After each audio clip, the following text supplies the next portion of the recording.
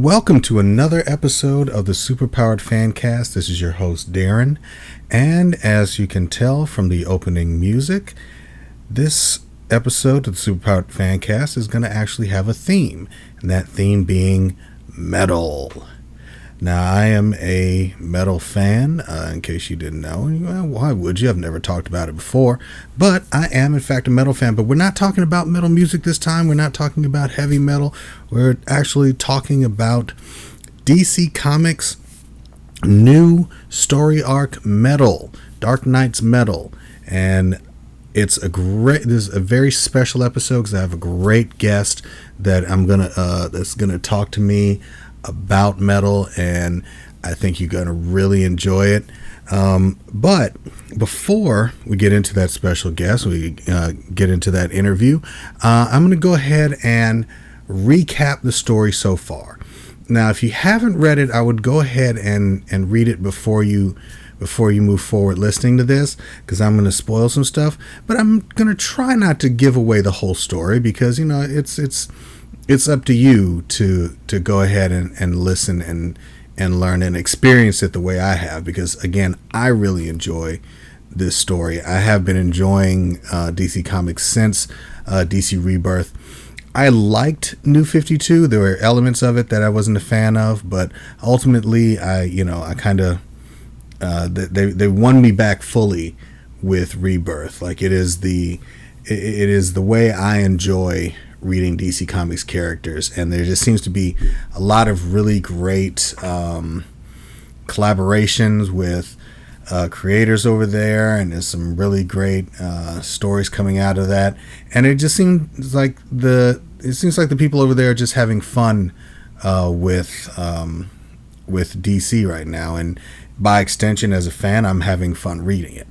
So I'm going to start with the first part of the story, and it's going to be a huge arc that's going to cover the entire DC universe, and that's one of the things I love about it. But it's not what you're thinking, as far as it's not like another like Crisis on Infinite Earths or Infinite Crisis or Final Crisis.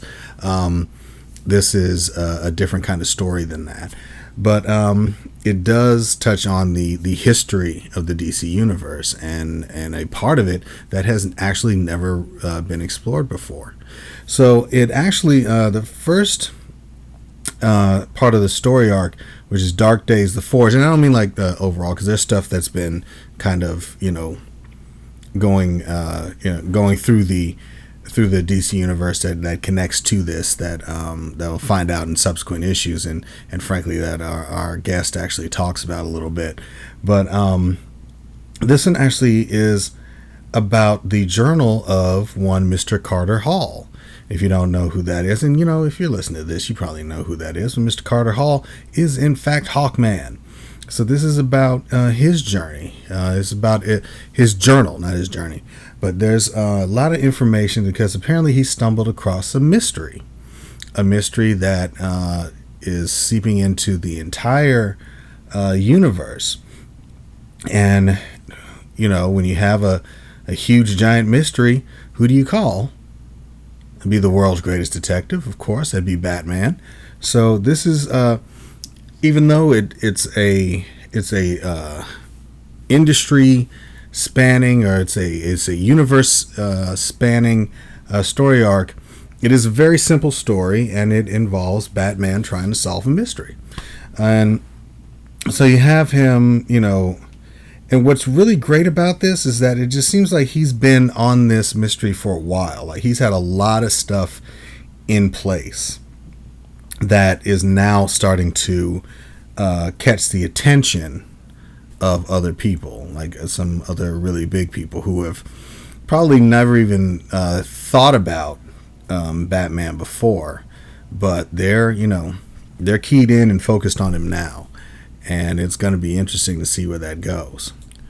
So besides having Bruce having interactions with Arthur Curry, with Aquaman, he's actually raised the attention of the Guardians of the Universe, and one of them, I think, and Ganthet sends Hal Jordan back to Earth to find out what's going on, which means you got Green Lanterns Like you have all the way out in outer space. They're concerned about what Batman's doing, so they dispatch Hal Jordan to find out.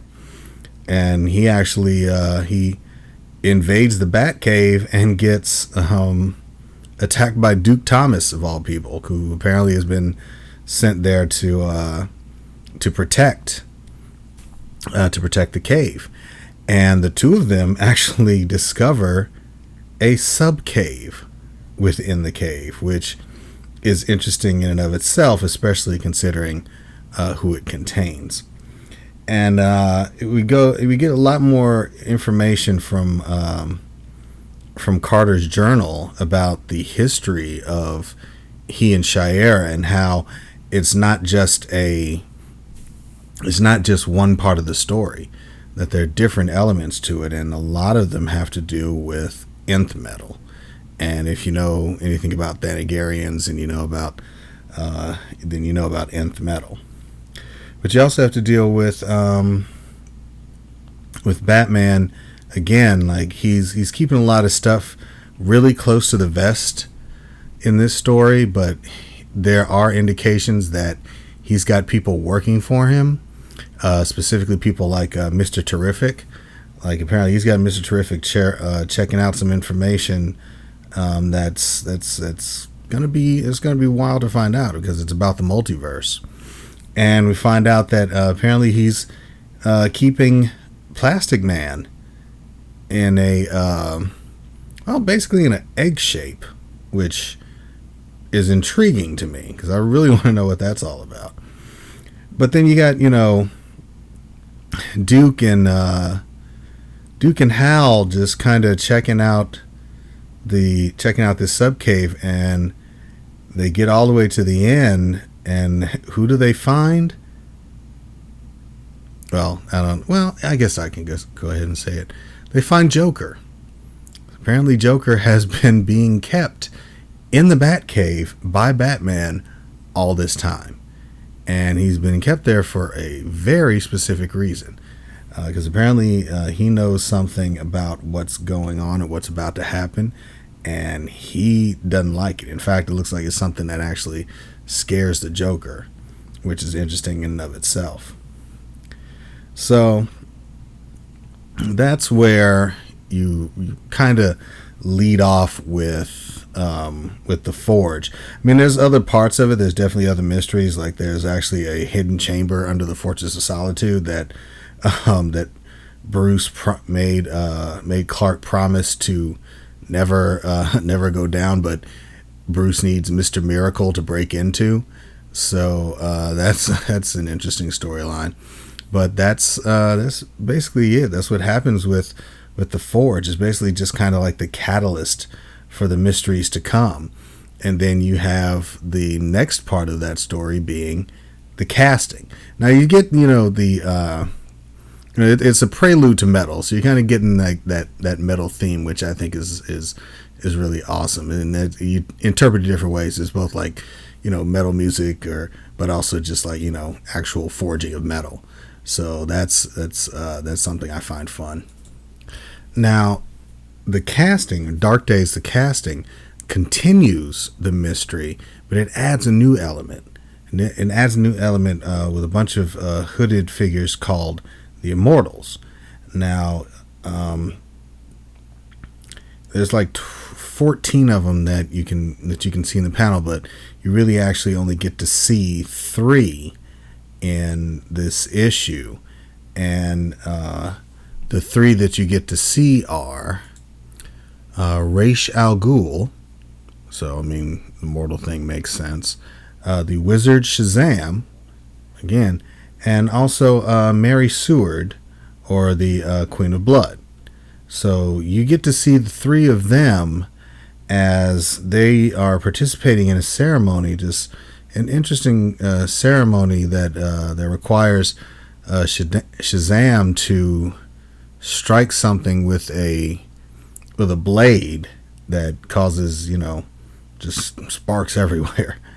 Now eventually it goes back to the present, where you have Batman meeting up with Wonder Woman to try and figure out where the Olympian gods have gone to, as he's trying to have a meeting with Hephaestus regarding the metal.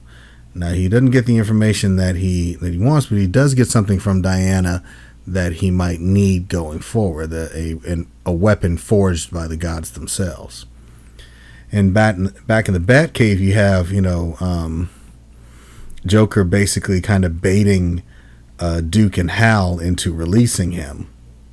And as they do so, he for some reason, Hal can't use his ring, which is interesting.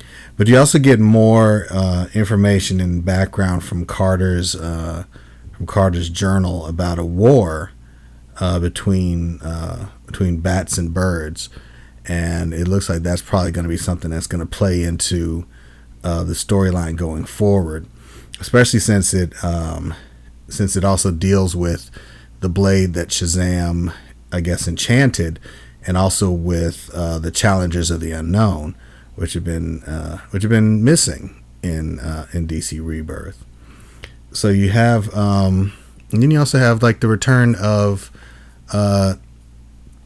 Talia, who apparently strikes a deal with Bruce for to exchange one weapon for another, and it turns out that this weapon is the blade Shazam enchants. So it's again, the mystery just gets deeper and deeper in this story, and the just even the conversation between Joker and Duke is so interesting to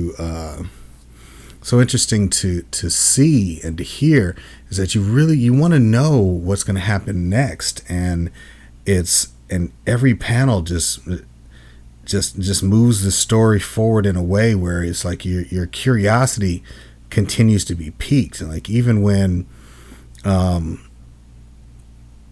Carter finally kind of makes his decision to go, like there's mystery in that you want to know about. And even when Batman finally shows up back at the cave, like he gives them some of the information that they want when they demand an explanation, but he doesn't give them everything. And when they finally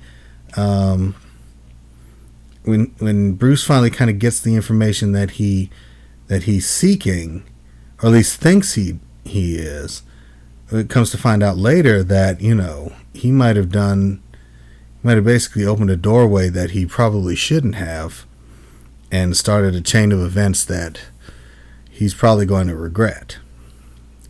So that's kind of the story so far. And like I said, I didn't want to spoil anything, but it's such a great story that it's hard for me not to talk about it without giving details, because it's so rich and immersive. Like you kind of feel like Bruce when you're involved in it, and it's something that I've been enjoying immensely, and I definitely recommend you pick up and read. But as for the next part of the show, it's actually going to be my talking to the mind behind Metal, the writer of this story, like the person the man who has crafted this story from years back and kind of planted little seeds throughout his run on Batman and others, and that's Scott Snyder. Now, every month on Geeks Worldwide, I've done an interview with Scott Snyder where we've talked about comics, we've talked about upcoming things with Metal, we've talked about his run on All-Star Batman or some of the other works that he's doing. And we didn't last month because he's so into he's doing a lot of stuff right now for Metal, and then he's been on the con circuit. Like he just came back from San Diego, so I for one want to thank him for the time, because I know just from following his Twitter feed that he's been in the thick of it for for a while now on the con circuit. So The fact that he had the time, or he took the time to have this conversation with me, is something I truly appreciate, and I think you all will enjoy. So it's a lot. It's non-spoilery. There's not he does a kind of tease a lot of stuff that's coming up. So I think that will pique your interest. But right now, here's Scott Snyder. All right, this is Darren with the Superpowered Fancast, and I am talking with one of my favorite writers, and I'm sure if you're listening to this, one of yours as well, who has brought us some amazing work on Batman and All-Star Batman, and is working on what I've been talking about this entire episode, being metal. So I just kind of really just want to get into just talking to him right now. So everyone listening, this is Scott Snyder. Hey, thanks again for having me, man. I appreciate it, Darren. I love coming on. Well, I absolutely appreciate talking to you. So, I've been like this whole episode. I've just kind of been going through the story so far, and I don't want you to say anything that's beyond what we've already got in front of us. And this is going up like probably at the end of July. So we're not even close to. It's almost like right now we're not even scratching the surface of the story, and it's still so immersive.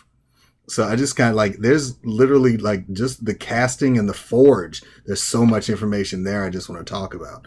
So. Oh, sure. Yeah. No, it's a dense one, but it's funny because at heart, it's a really simple story. It's, I mean, like the metal has like a really sort of basic design. It's, the Justice League discovers that beneath the multiverse is a dark multiverse, and that multiverse is coming to invade, and they need Nth Metal to stop it. And the first wave of that invasion are sort of these 7 evil Dark Knights that are almost like Batman's nightmares about himself, because the dark multiverse is, if the multiverse, as Grant described it, is sort of the sentient, waking set, kind of living almost reality that we're all a part of, then the dark multiverse is almost like this subconscious, oceanic, kind of roiling realm that's much, much bigger, almost like dark energy and dark matter are to antimatter and positive matter in the actual universe. Right. So it's really simple, like in terms of its construction, but it's got a lot of connections to like deep DC continuity and a lot of Easter eggs from our run and Infinite Crisis and Crisis Infinite and Final Crisis and Grant's run and Darkseid War and all that kind of stuff. So yeah, it's, on the one hand, it's like a simple story you can pick up without knowing anything DC, but if you know DC stuff, it's kind of super packed. Yeah, and that's one of the things I really enjoy about it. I mean, I loved like just turning the page and seeing Plastic Man, or just the fact that you're getting that a lot of the stories told from the journals of Carter Hall.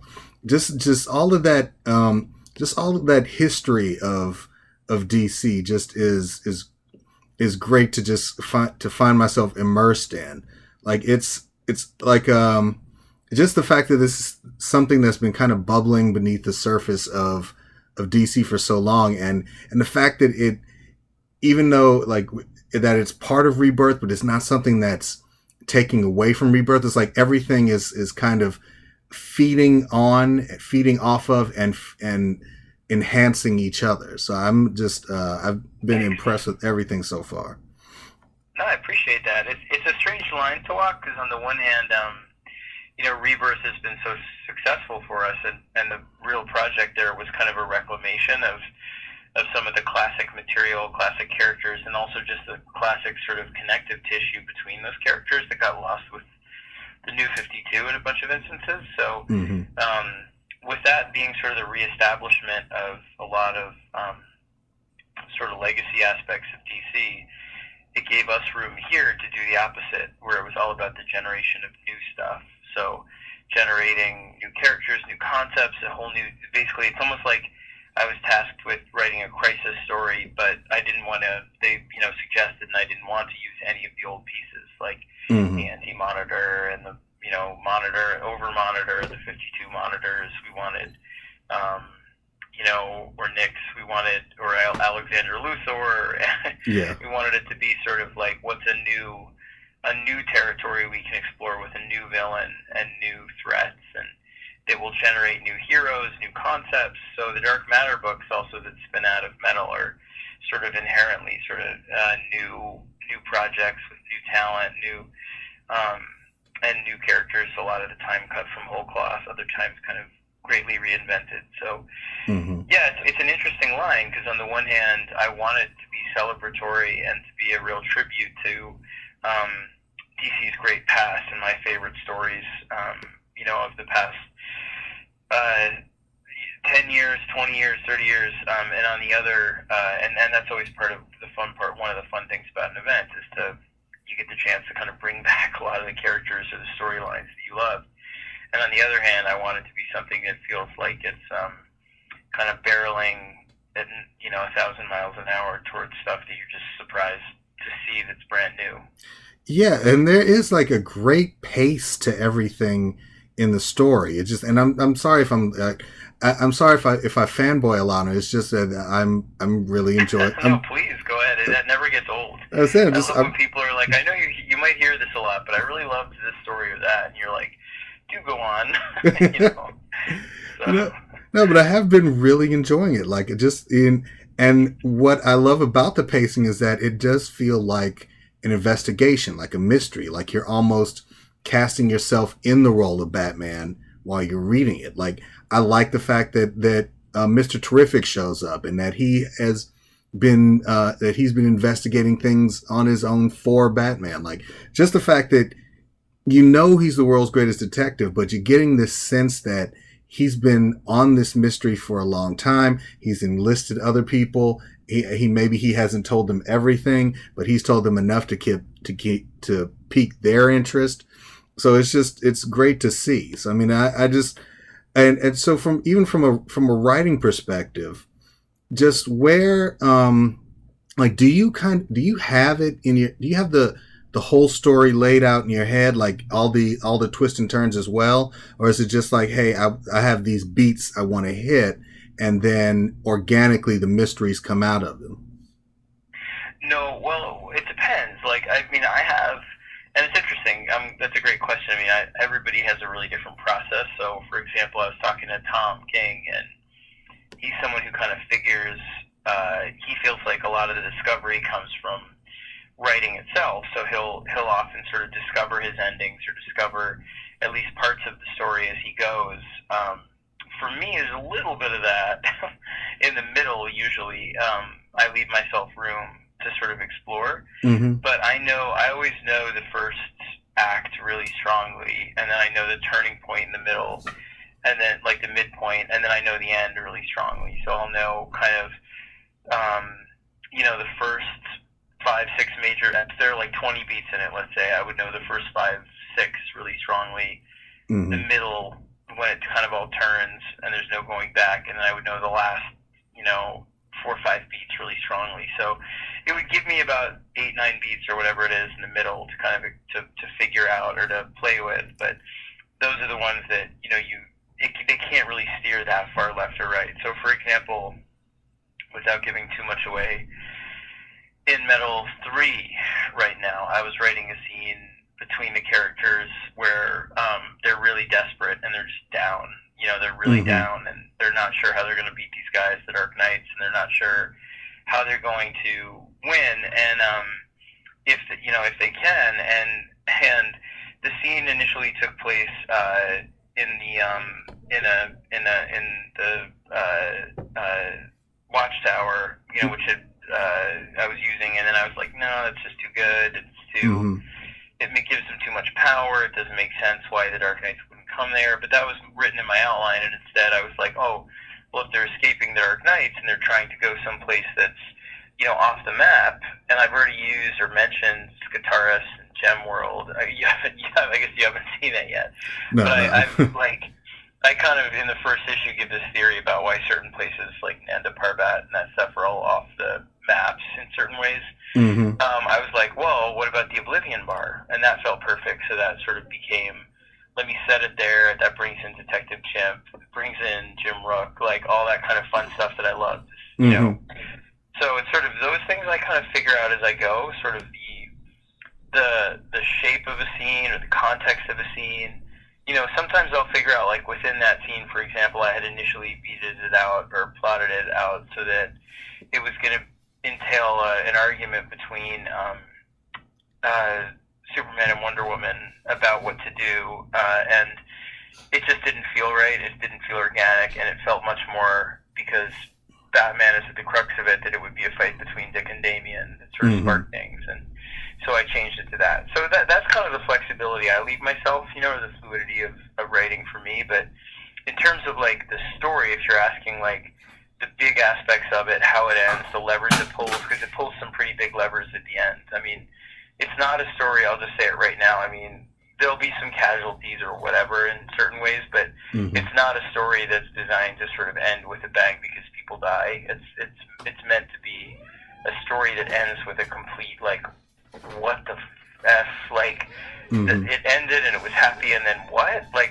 wait, that just created all this kind of crazy story rolling forward, this surprise that we didn't know was coming. So it's meant to be additive and add new series, new characters, and also new story to the existing series in ways that are organic to the writers projects as they stand now, and artist projects. So I talked to everybody, you know, from Pete and Pat on Superman, and Dan Abnett's really heavily involved with me. He's writing some of the crossover stuff, and Robin Diddy is too, and Josh Williamson and James Tynion are also obviously, like, super close with me on this thing, and hugely helpful. So I'm actually talking to them right when I'm off the phone with you for we have a late night meeting with DC. So I got you. You know, it's a lot of fun in that regard, and it's very sort of plotted out in terms of the ending and what happens post the ending. But the middle, like, right, I guess I'm right there right now. Like, I'm writing issue 4 now of 6. That area is kind of the area where I realize, oh, you know what? When we go to the Dark Multiverse, I'm going to use this instead of that, or stuff like that. So yeah. Well, that's actually what I wanted to know, especially, like, a lot of the process stuff. I wanted to. I appreciate the fact that you know where you're going, but you allow yourself the flexibility to change the road as long as you're still getting to the same destination. So I think that very much. Yeah, and I appreciate that. So I mean, and again, the fact that you're into it right now. Like, are there any moments where you just kind of feel, and not specific as far as, like, the story, like, are there at any points, like, when you're in the process where where you get so excited you just want to tell someone? Because I know you've been talking about the collaborative the collaborations, and I've reported on them, and I love reading about them and all that. But it's like, are there moments when you just kind of want to, like, call or text someone and say, "Oh, I just got this great idea"? Oh yeah, and I do. I mean, I work really closely with certain guys like James Tynion and Josh Williamson, and I share quite a bit with Tom King, but also Jeff Lemire, even when he was at Marvel. Yeah. Charles Duell, same thing. You know, we trade all the time, so it's a lot of sort of collaboration in that regard. You know, I share things with Steve Orlando, and I'm a big sharer. I'm like a really big, like, hey, help me make this better kind of guy. So when I have an idea for something, I immediately call them, and I'm like, is this crazy, or is this stupid, or is this good? So I remember vividly when I called Tynion about Metal, where I was like, it was years ago. I mean, this is, like, literally, you're talking, you know, 2 years ago, and I already had most of the story planned in my head of, like, what kind of thing it was going to be, where it was this case that Batman picked up from Hawkman and history, and it would involve nth metal, and you know. But then when it clicked, and I was like, oh, I'm going to call it Metal. I was in the supermarket out here, the supermarket called Wild by Nature, and I was like, oh my god! And I was like, it's Metal. It's perfect. It's for Capullo. And I put it down my basket, and I was like standing by the basket so nobody would take it, like, over by the chips aisle, and I was just like, dude, I was like, listen, it's going to be called Metal. And he was like, oh, that's perfect. That's great. And I was like, how big a fight do you think it's going to be? And he was like, that'll be a big fight. all right, I'm ready for it. So, because, you know, DC, initially they were not thrilled with the idea of calling it Metal as opposed to Dark, you know, Crisis, Dark, Horizon, or they had a lot of ideas. There were a lot of I was titles saying, about what it could be. yeah, I bet it was that one of the ideas would have the word crisis in there somewhere. Like crisis. Yeah, and look, it makes perfect sense. Yeah, And to be honest, like, maybe it would have sold a gajillion more if it's called like Dark Crisis, but I don't know. I just kind of felt like that's so. I just didn't want that. That's just so. That sounds so terrifying to Dark Crisis. Mm-hmm. Like, and the truth of the matter is, Darren, like for me, I think, again, well, initially I didn't want to. That baggage on me. I wanted a kind of Trojan horse in a crisis where I felt like it was. I didn't want the baggage of all that. Yeah. Crisis always implies that a lot of the time that we're trying to fix continuity or we're trying to make sense of things that need reworking, and a lot of that right now is working well. And with Jeff on Doomsday Clock, and when I laid out Metal, he had me out all the way back in December, so you're talking 8 months ago or whatever, just to lay it out beat by beat on this big whiteboard he has in his office, and he laid out Doomsday Clock like right next to it. And wow. Yeah, it was great. I have pictures of it on my phone, but it was like, every beat and every character and how it worked, and he was really helpful in terms of building the story and all that stuff. But we really made sure that they coordinated and didn't, hit each other in weird ways or have awkward sort of overlap, even though that takes place a year after Metal. But I just kind of felt like he's really involved in sort of the explanations of what happened in the past and fixing continuity in the ways that work with that project. So I just didn't want to call it Crisis for that reason. So anyway, the point is, like, but when I pitched them Metal, they were like, what do you mean Metal? What is that? I was like, like metal. I was like 80s hair band. I'm like, no, it's not that. Like, because they're, it's just like I'm talking to people that are older too, and I'm like, it doesn't mean that anymore. You know what I mean? It means like, listen to this music that Greg and I, and they're like Dio, and I'm like, fine, yeah, like Dio, yeah, like those things, like those old bands. But it's also all these new bands, and I'm like, on top of that, beyond the music, it's a spirit. It means like, thrash, like go out there and be your own rock god, and just the energy and that Mad Max nutty sort of racing down the road at 1,000 miles an hour just with your fist in the air, like that kind of that everybody wants to kind of unleash their inner rock god at some time or other, and that's what we want you to feel here. It's just like huge guitar riff. And so but I did have to fight them, I will say that. Like, I had to really argue that point a lot. And then when they saw the initial art from Greg and the cover, they weren't really into it at first, because they were like, oh, it's too tongue-in-cheek, it's too whatever. And we were just both really adamant about, like, look, give us a shot. We haven't let you down, I promise. Like, it might not be what you think, and maybe it'll be, if we did the safe cover, maybe it would go, over more, I don't know, just maybe it would sell better, maybe it wouldn't. I have no idea. Maybe it'd be worse or less excitement. But my feeling is that we want to be honest, and what the event is meant to do is say to readers, let's go have fun together, because times right now, dude, are stressful. I mean, like, regardless of your political affiliations, and mine are pretty obvious from my social media, in general. Same here. But regardless of whether you're right, left, whatever, it is, these days are exhausting. The news cycle is exhausting. The anger is exhausting.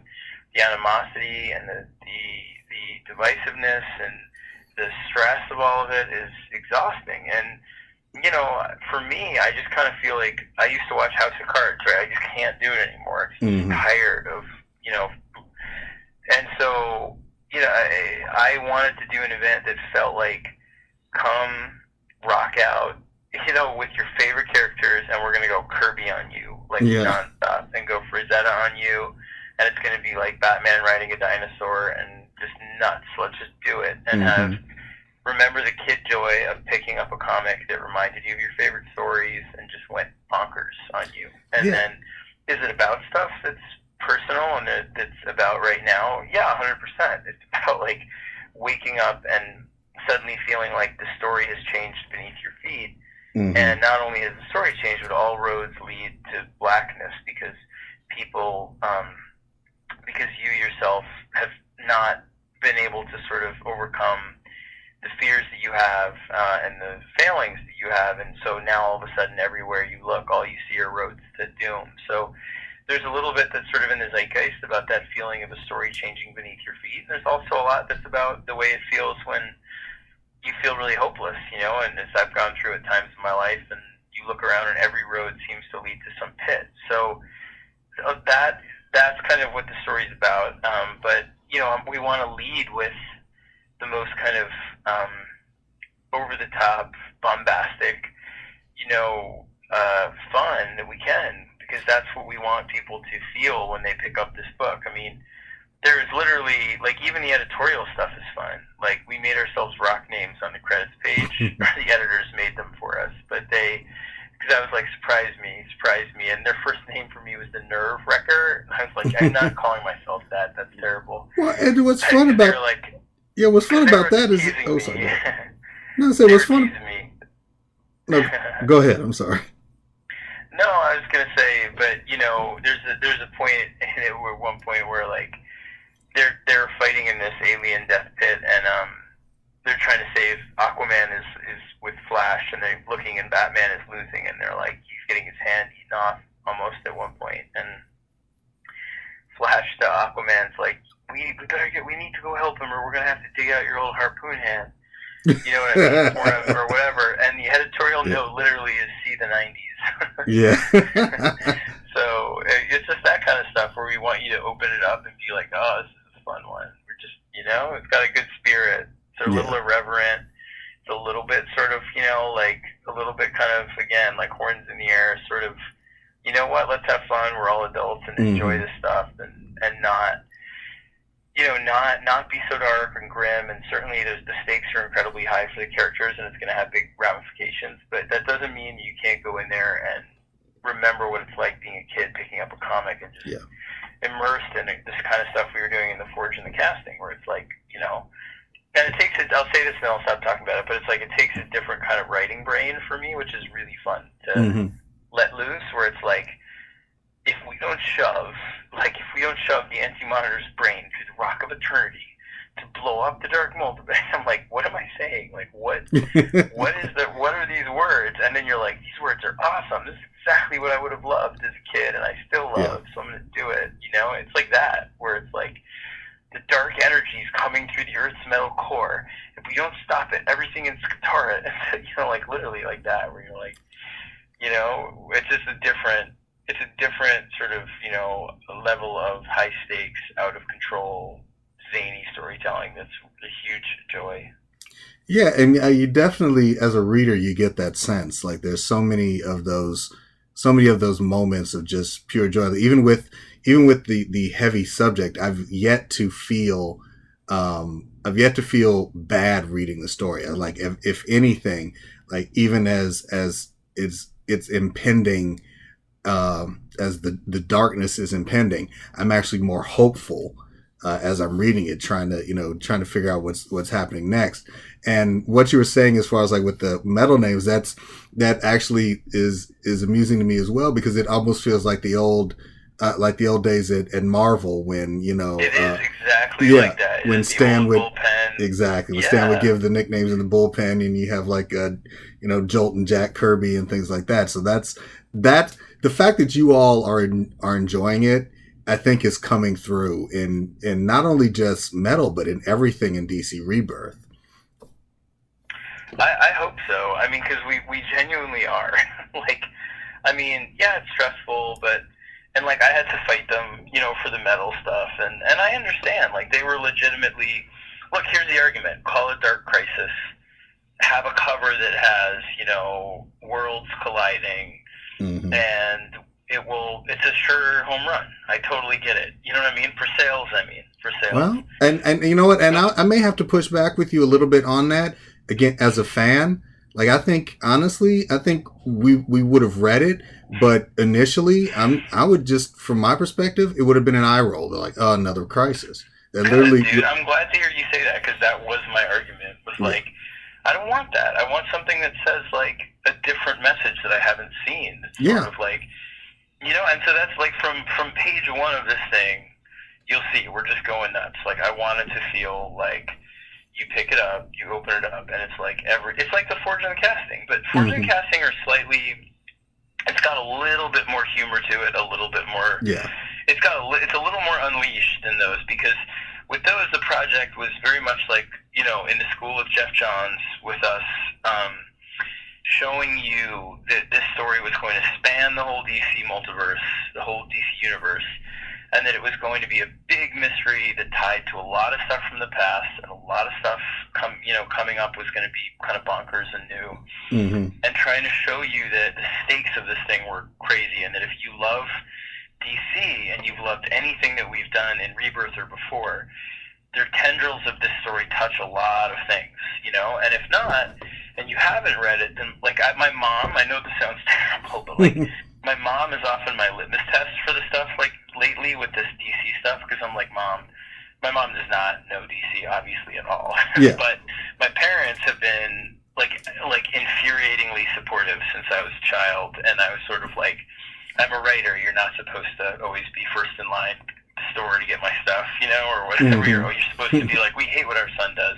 But they've always been like, even when I tried to shake them and I worked at Disney that year, I went down there to be like, you think I need to be working at a publishing house to be a writer? Well, I'm going to be a janitor at Disney World. And then they literally came down to visit and thought it was awesome. And I was like, what are you doing? But anyway, so my mom, though, I give them to my mom. And I'm like, she doesn't know who the Anti-Monitor is, or who, Mr. Terrific is, or whatever. And I'm sort of like, was that fun? Did you enjoy that? You know, and she loved the Forge and the Casting. So I was like, I'm good. And I gave her Metal. And that she liked even more, because the Forge and the Casting are a little straight. They're a little straight-faced about all of it, which is fun, and it needs to be, but Metal is like bigger, and it introduces things that are going to surprise you, bigger surprises by far than what those two did. But it also has a spirit that's a little bit, like I said, like those editorial notes, like see the 90s and all that kind of fun of like, it has a little bit more kind of, just a little bit more irreverence, a little bit more kind of, like you're in on the joke with us, you guys reading it, we're all in on the same fun. Yeah. Sort of, we're trying to ride the same fun lightning here, so let's enjoy it. Right, and that's, again, one of the things I enjoy about it is that as dense and immersive as the mystery is, there's never a sense that, hey, we're trying to keep you from something, or we're trying to keep something from you, or we're trying to keep you at arm's length. It just feels like you guys are wanting us to be a part of the journey, and that's what I'm enjoying about it, because I've gone back to some of my back issues on a lot of stuff just because, like, you've referenced something that I enjoyed previously, and I had to go back and read that, and that's one of the things I'm enjoying about it. Oh, thanks. Yeah, well, it has. That's honestly one of the great thrills of it, is getting to remind people of books that I've loved in the past and getting them to go read them, and it ties to all of our stuff too. I mean, I got the idea for Metal back when we were doing Endgame, pretty much, but it was very nascent then. It was like before I knew Greg was going to leave, and we were still kind of talking about it. And I was like, well, what if we build to a first Batman-centric event? It's a Justice League event, because Batman very quickly in it gets sort of he gets sort of taken off the table, and so they have to sort of get him, find him, and bring him back. But it was Batman-centric, and it's kind of, he's the detective discovering it, and then Superman and Wonder Woman kind of pick up the clues. But I had this idea for a mystery where I was like, well, what if Batman discovers a mystery that was begun by Hawkman, and these lives go all the way back to the dawn of man, to now, and all of the clues through history seem to point to Bruce.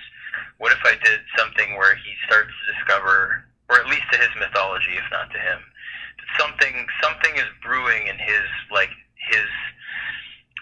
sort of pantheon of stuff. There's something hidden there that's going to sort of pull a lever and let this horrible dark multiverse in, and he almost gets so frightened by it that he decides he doesn't want to solve it, and then it's just kind of, it's too late, he's already gone too far, and it all comes here. And so I had the basic shape of it all the way back then. But then as I started developing it and stuff, and then I knew Greg was going to leave, I pitched it to him before he left as the thing coming back. So you'll see, if you go back and you read like Batman even 50 and 51, Mm-hmm. I mean, there's stuff even in Zero Year that ties to it now, and obviously there's stuff in Court of Owls and stuff that we sort of went back and did, but you can see openly like things called out, terms like in Batman 51 about the owls and what's coming, and all that kind of stuff plays out in metal, and this terminology in metal. So there, you'll see that we had it planned for quite a while in that regard too, and hopefully it'll send people back to enjoy some of the stuff that we did in the past, and that kind of thing too. Oh, it definitely will, especially in my case. And I love what you were saying about Batman, because one of the things that's been interesting to me about Batman's role in this is he's never had the same kind of baggage as the other heroes have. Like he's never had to be like had to deal with like like magical history or immortal history or being a goddess or being an alien. He's never really kind of had that history, and now it's kind of bringing the fact that the storyline is kind of touching on his like his whole being or his past is interesting to me. And part of that I was going to ask you, because I actually had a couple of questions, like, are we going to see any more of the Immortals in coming up?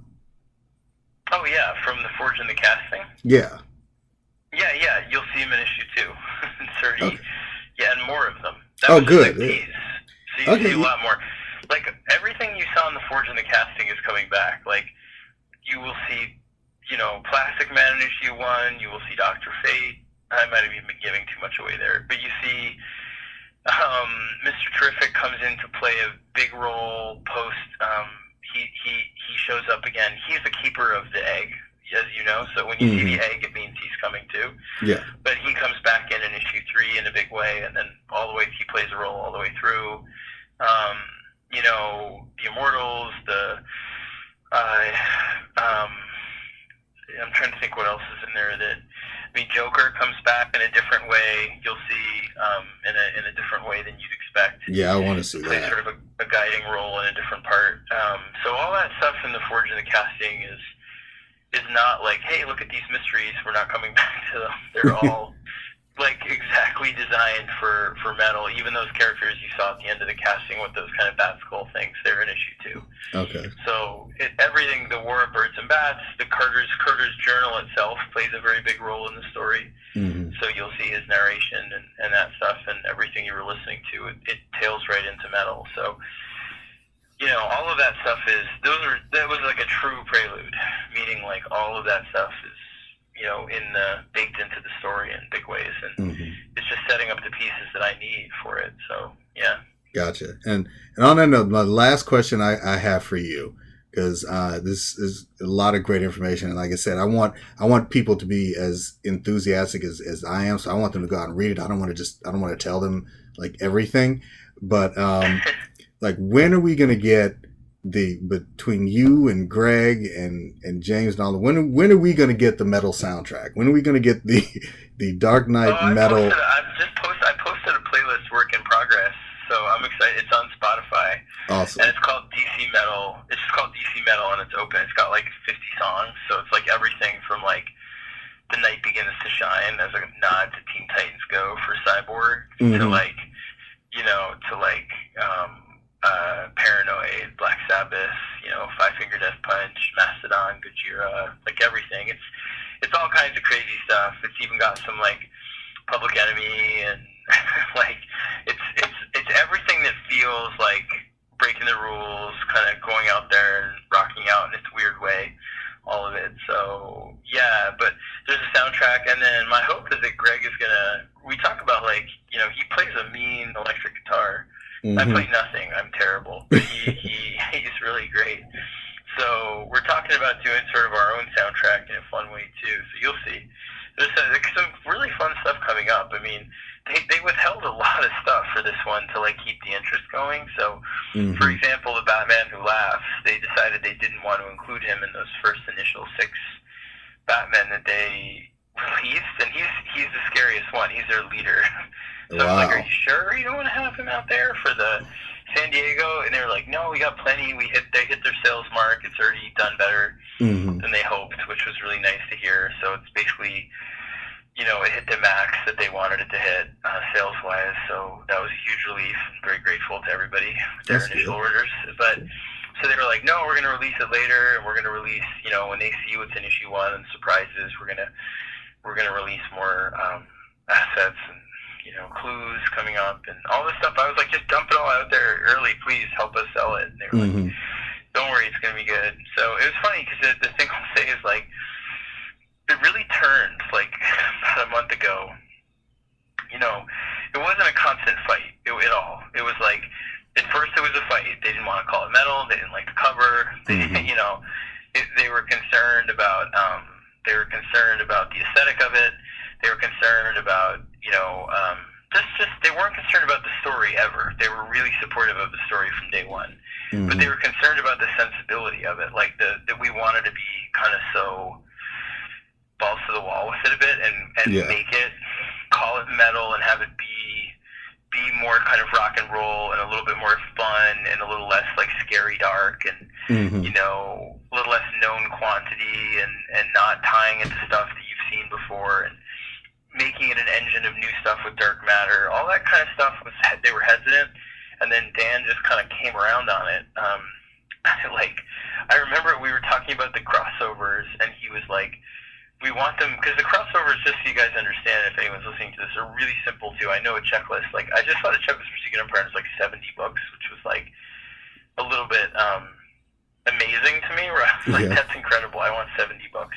Mm-hmm. But ours is really small. It's like 20 books or something like that total, including metal. Mm-hmm. And it's really simple. It's like there's metal 1 through 6, and between 3 and 4, we're doing Batman Lost, which is him lost in the Dark Multiverse, to Mm-hmm. give Greg a little bit of breathing room and to give some room for Doomsday Clock to do its thing as well. Awesome. We don't want to step on each other. Of course. So it's really, metal is like 6 issues with an intermission issue, which is, it's an important issue, so don't get me wrong. And Olivier's doing it. It's going to be great. Mm-hmm. But that's the story, and you can just read that. It's 6 issues. If you want to know about these Dark Knights that are attacking, then you read the Dark Knight ones called Batman, Devastator, Batman, the Red Death, Batman, Batman Who Laughs. Those 7 are the origins of those characters and what they're doing here in the DCU. Awesome. So, and they tell one story also, so it's like a trade. Oh, cool. It's going to be called like Nightmare Batman or something. Right. And then, so that's one set of crossovers. The Gotham Resistance, which is, 4 issues by Mhm. Ben Percy, is as Gotham is transformed, these characters fight to try and save it. So it's like a Game of Thrones crazy ass story with like Jon Mhm. Snow, Nightwing, and it's really fun. I'm not even kidding. It's like that with like Ice Realm of Mr. Freeze. I'm giving away way too much, but it's like Mhm. it's literally like that with like Nightwing, Jon Snowed out, and like Green Arrow, and it's really fun. It's crazy fun. Sounds like it. So that's 4 issues, the Gotham Resistance, and then the last 4 issues, which I'm really excited about, are the Justice League, Flash, Green Lantern. It's going to be called, well, it was initially called Justice Insurgents, this is what I'm talking about. So it's like Mhm. this is months ago, and I was like, why would you call it that? That's so boring. It's essentially the Dark Knights versus the Justice League in a knockdown, Yeah. drag-out brawl in like evil Batcaves. And I'm like, Mhm. why would you? It should be called something awesome like Battle Royale or like Steel Cave Match, And they were like, will you stop with all this? Like, it's too much. You're going too over the line with it. Yeah, so I was like, talking to Dan. I'm like, no, there is no too over the line, Dan. yeah.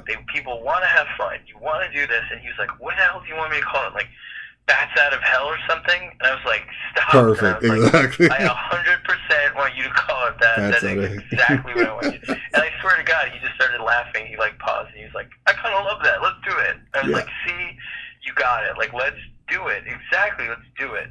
So he's like, let's make all the variants like for that kind of rock stuff. I was like, yes, exactly. Thank you. Let's please do it. And he was like, let's make it, let's even have like a rock themed rock themed shirt, and I was like, ugh, I love you, thank you, finally for like coming around. And so when we went to San Diego, they made these 3/4 shirts and stuff that were like baseball shirts that have like metal on the front. Oh, I saw that them. had Those like shirts. Batman metal, and the back was tour dates. Yeah, those shirts were so awesome. Oh my god, I love them. They ran out in like 2 minutes, and then they're gonna make more and sell them actually. But they have Cool. they're gonna hand them out at New York too as gifts. But they made. I went to the DC party, right, and they made like everything was metal. So the drinks were themed after the Seven Evil Batman, which I had to try, of course, and then was totally like wonky. The meat station had like metal meat. It was all like whatever. Everybody's wearing metal shirts, and they even had Jameson, which is my favorite drink. I'm Irish, by the meat, and playing metal, like and it was just like I literally was like, you know what? I would turn to Jim Lee. I was like, I have officially peaked. I have peaked. Like that is the end. I can like wander off into the convention center and become a ghost now because I have this party is like like it was just everything. It was like literally I could not have been. It's like my wedding where you're like just overjoyed, where you're like, oh, surrounded, like everybody bought into it, everybody was rocking out, everybody was having fun, celebrating, happy. It was just like, yes, exactly. Like this is what we're going for. Have some fun with it. Like they had like a like a station, a little buffet, and it was like they had the picture from Crisis with Batman, with Superman, and they inserted a big piece of bacon over Supergirl, so he's like holding a piece of bacon, crying, and it was like buffet. It was just awesome. It was like that, where you're like, that's what I'm talking about. Yeah, having fun. Because like it doesn't mean the story isn't going to have huge, high stakes and ramifications. It is. Like, it's big stuff. Like, you're dealing with, multiverse changing, stuff. It's going to be huge. Like, in the stories that spin out of it and the series that spin out of it. I mean, I have to pick my next, I have it all set, but I have to, like, I'm spinning this into my next DC ongoing too. All this stuff is like, it's big stuff. But so you can, you never have to doubt that. You know what I mean? You never have to doubt that we're going to go crazy in terms of the stakes of it. But we want is you to also feel welcomed in, to be like, you are invited to this party. We want you here. You're one of us. Come in and let's rock out and have fun. But that's one of the things that I get from is that even with it being big and having a lot of stakes and having moments of it being dark, it's still overall celebratory. Like you feel the sense that this is what, like, and this even goes back to Rebirth. You get the sense as a reader, it's like, this is what I've been wanting from these characters for a long time. These are the characters that, even if I didn't grow up with all of them, I got the sense that, there's a sense in a lot of stuff that, I know this character and I kind of know where this character stands and everything. And honestly, like, just even from my perspective, like I was one of those fans that was very resistant to change. Like when you say Green Lantern, I think, Hal Jordan, John Stewart, Guy Gardner, and Kyle Rayner. And I was very resistant to Simon and Jessica, but like Rebirth has made me appreciate those characters. Like I didn't think anyone could make me like Damian Wayne until I started reading Super Sons. Yeah, like so. I mean, I know, right? I know that's one of the magic things of like they win you over, and that's. I mean, that it really by force of fun. I mean, it is like. Again, it is dark times. I mean, in many ways, not even if you're on the right, like, and you're a big Trump person or whatever, it is dark times because we are all at each other's throats. We are all stressed out. You're all doom about, like, we'll prove you wrong, you'll prove us wrong. Like, it is not a fun time right now, for anybody. And I think people are stressed, and that sense of, of joy that comes from picking up a comic and losing yourself. And the thing I'd argue is that it's never escapism. Like, I don't believe in escapism, to be totally honest, at all, because if you love something that people are like, oh, that's so escapist. If you love it. It's hitting a primal nerve for you. Right. That means it's not escapist. It's Right. touching something. Right. You're that matters engaged to you. with it. Right. Yeah, it's relevant to your life because it's hitting something that's emotionally poignant. And if it's poignant, then that means it's about now. It's about you. It's about your life. It's about the world. So. Mm-hmm. You know, in that regard, I really don't. I just believe it's different degrees of sort of, you know, engagement with the immediate and like engagement with like abstract sort of truths in that way. But you know, there is no such thing to me as something that's just pure, you know, throwaway entertainment if it's really good. Yeah. Meaning, sure, there is plenty of throwaway entertainment that's supposed to be not escapist, but isn't good, and therefore isn't isn't. It doesn't matter because you throw it away. And there's plenty of escapist entertainment or entertainment that's supposed to be completely irrelevant, which isn't good or well done, and therefore it's not. But when you do the stuff like Star Wars or whatever that's supposed to be escapist or whatever, well, it's teaching life truths. Yeah, you find meaning. Emotions that are, so, you know what I mean? Mm-hmm. So, anyway, point being, I think one doesn't preclude the other. I mean, and I'll say, like, I'm certainly, none of this is meant to bash stories that are, you know, of the moment or very much about that stuff. I mean, I've done those too, and I think there's a huge need for them, I think. You know, and I do those, I have ones coming, and I did it in Batman. We did issues that were specifically very explicit. Other times you dig deep into comic book language and sugarcoat everything so it looks like it's not about the moment when it's deeply about the moment. And this leans towards that kind of thing, metal. But you know, I give Nick and what they're doing with Secret Empire a lot of credit in a lot of ways. And you know, I know he's a really good writer, and I think you know, I definitely feel like there's a legitimate criticism of Captain America being Hydra and all of that, and that's an argument we need to have the way it was, you know, civilly and talk, you know, about. And all of those kinds of things are, you know, are good points and things to bring up. But I also would say that I have a lot of faith in Nick to handle those things in the narrative well and to pull it off. So what I mean is I sometimes I say things about how fun metal is going to be and how it's going to be something that's this, and it's seen as like throwing shade at Nick and Marvel and that stuff. Or sort of undercutting, trying to sort of dig at the idea that they're doing a story that is obviously quite dark and quite about the moment. I mean, that's on the surface what it is. Like, but nothing could be farther from the truth. And then I, you know, tweet about it. I'm always out there trying to support him and support Marvel, and nothing makes me happier than to see that story doing well and being well received when it is, because it's a healthier industry when we're all doing well. And again, I have a lot of faith that he's going to pull it off and that they'll pull it off and you know, figure out a way to sort of correct course a little bit when it comes to some of the stuff that people are being critical of them of, because they got a great bench, a lot of great creators and editors. And I think they'll figure it out. I think that's the direction they're going to go with Generations and Legacy coming up. But yeah, I'm sure. You know, they'll figure it out. They'll correct course. It's a bummer. It's a bummer when. I mean, it's not a bummer when things are going great.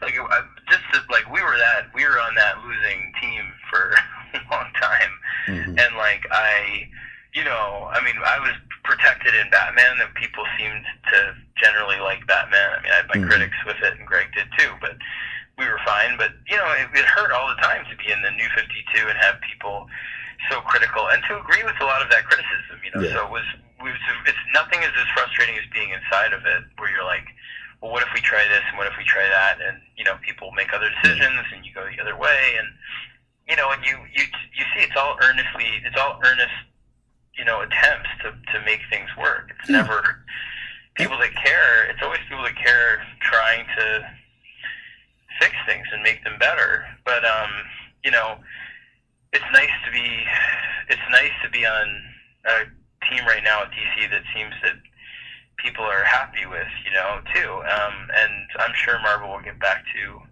not that people dislike them or whatever. I'm just saying I think I think there's criticism right now, but I'm sure they're going to figure it out. And I root for them to figure it out all the time, and I know they will. Yeah, and I'll be even more political. I mean, even if it's not connecting with everybody, it is connecting with a lot of people. So I'd say that's even like not everything is going to connect with everyone, but the thing that Secret Empire has going for it is that it is sparking a conversation. It's sparking conversation between older fans, newer fans, people who are finding meaning in it, people who are finding parallels to today. So I mean, I think if it's doing anything beyond sales wise, it is sparking conversation, and that's definitely a good thing. Yeah, I totally agree. Yeah. So on that, it's all good, man. It's all good. Yeah, exactly. So on that note, I'm gonna let you go, Scott, and say once again how much I really enjoy having these conversations with you. And me too, dude. And let's do it again. And I'm going to my sister-in-law this weekend, and then I'm back. And then as soon as Metal comes out, and we can talk freely about it, I would love to do that. Cool. Absolutely. And when they announce more about the Signal series, the Batman and the Signal, I'd love to talk about that because I'm super excited about it. And Challengers, there's a lot coming out. I'm sort of neck deep in DC, I guess. When I think about it. And I can't wait to read it and everything you're doing outside of DC. Like I'm not not to hold you up too long, but I can't wait for Witches to come back. It's gonna be good, man. Yeah, I feel like this one's better than the last one, even. Yeah, and that's saying a lot. So for the Superpower Fancast, this is Darren. I'm gonna go ahead and sign off with Scott Snyder and keep listening out because we're gonna do this again. Once again, thanks for listening. This is Darren. As always, you can find my articles and reviews on my website, superpoweredfancast.com. I post new content daily, so there's always something new to see. You can listen to previous episodes of the podcast, and you can leave like feedback and comments, questions. All those things are welcome. You can also follow me on Twitter at superpoweredfan. And also, you can in the future you're going to be seeing not only a lot more video content on the website, but I'm reinvigorating the YouTube channel. So if you go to YouTube and look for Superpowered Fancast, we had some videos up, but there's going to be some more. Look for a new video coming up in the next few days, where I do a trailer rundown of the new It trailer based on the Stephen King novel. And as always, you can email me at superpoweredfancast@gmail.com if you have any questions or concerns or things you want to know. If you have questions for Scott Snyder the next time I do an interview with him, which I think is going to be probably next month. If you have questions, let me know. You can also read my articles, including my previous interviews with Scott on Geeks Worldwide at thegww.com. And as always, this is Darren for Superpower Fancast saying I will see you next week. Bye. This has been a production of the GWW Radio Network. Please don't forget to subscribe, rate, and review us on iTunes, Stitcher, and SoundCloud. Also, check out Geeks Worldwide at thegww.com for all the latest news, reviews, and opinions on video games, comics, movies, TV, cosplay, and more. Geeks Assemble!